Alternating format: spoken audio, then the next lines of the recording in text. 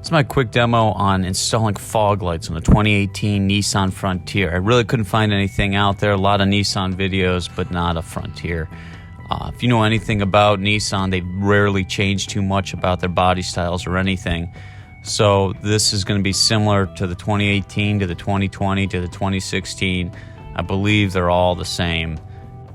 After a lot of searching, I couldn't find anybody that would sell the fog lights with the switch that has to go and replace the existing one.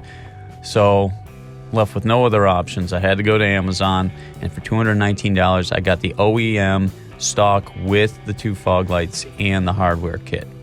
Came just as promised. Everything is the original Nissan OEM stuff, and the kit and everything it came with is everything you need to put this in.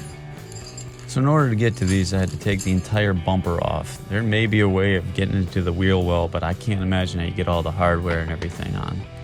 So first, to get this out, you have to take the grill off to get to the lower bumper. So there's 6 clips that clip the bumper on the top and a couple internal clips. These can be removed with a screwdriver. You pop up the center and they'll pop up pretty easy, and you should be able to get them out without breaking them. Here you can see behind the grill, looking down from the top, that there's a couple clips inside that are clipping it to the lower part of the grill. Push those out with your finger, and the entire grill should come off very easily. The top part of the bumper has 3 clips that hold that down to the front part of the frame there. Those can be popped up with a screwdriver. I broke them, so always have some extra clips on hand. Next, you're going to need a 10mm socket to remove the bolts underneath that are holding the bottom part of the bumper to the frame.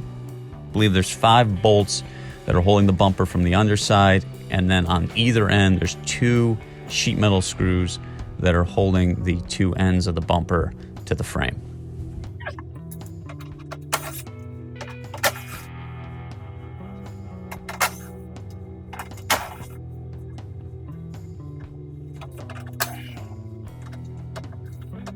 Next, there's 3 clips that are sitting right above the license plate underside the bumper, and that's also clipping it from the bottom there.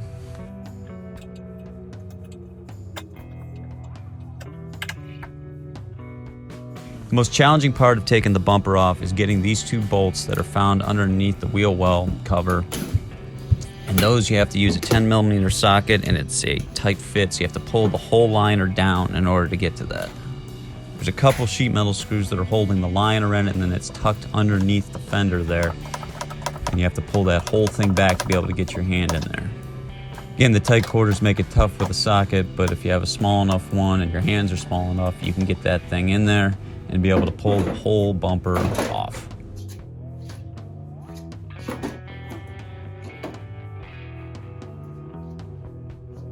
With the bumper off, you can pop out the old covers for where the non-fog lights are. Those are just clipped in.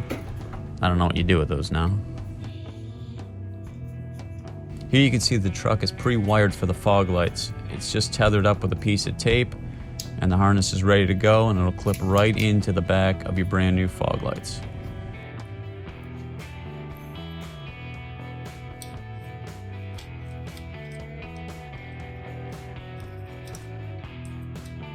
Now a note, I tried these immediately. As soon as I plugged them in, I set them on and turned on the lights. They didn't turn on, but obviously that's because I didn't have the switch hooked up yet. Here's the 3 pieces of hardware you need for each one. It's a screw with 2 little brackets. The one bracket pops into the one slot on the side of the light. The screw bracket goes on along the edge of the hole there.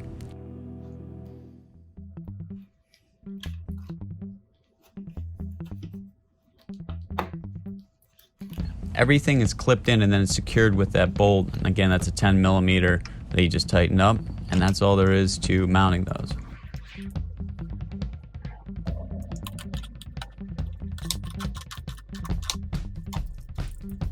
With the factory hardware, it couldn't go in any easier.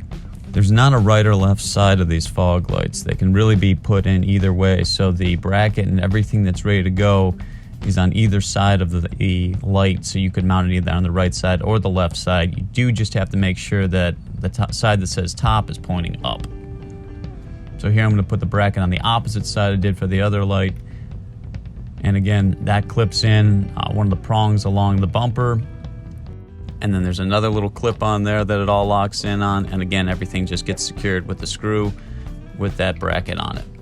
And again, this is the argument for buying OEM stuff. Everything fit perfectly, just like it was designed at the factory. There was no modification, no drilling, no trying to change things over. This really is the only way to go. At this point, I'm ready to remount the bumper. I didn't hook up the wires yet. I can still get to those from behind the wheel well.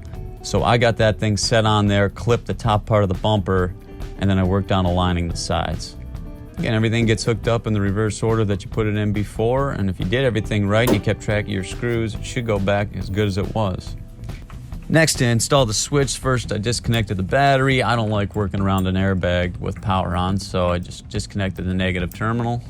Under the steering column, there's 3 screws that are going to hold the top and the bottom half of the cover of the steering column in. So those are just a Phillips drive. You can get those with a driver. The third screw is really deep, so you probably need a pretty long screwdriver to be able to get to that last one. With the screws off, you got to pry the top and the bottom half of the steering column apart. You're going to need a couple flat blade screwdrivers, and you got to be very gentle that you don't crack or mar the surface along that seam. You also want to make sure you don't break those little tabs.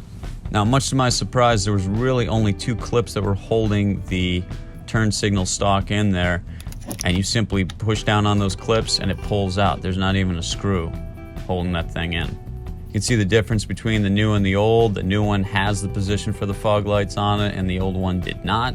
So obviously that's what you need. That thing slides right in there. You hear the 2 clicks,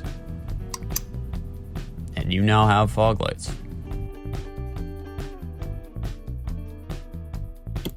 So checking it, parking lights, headlights, fog lights.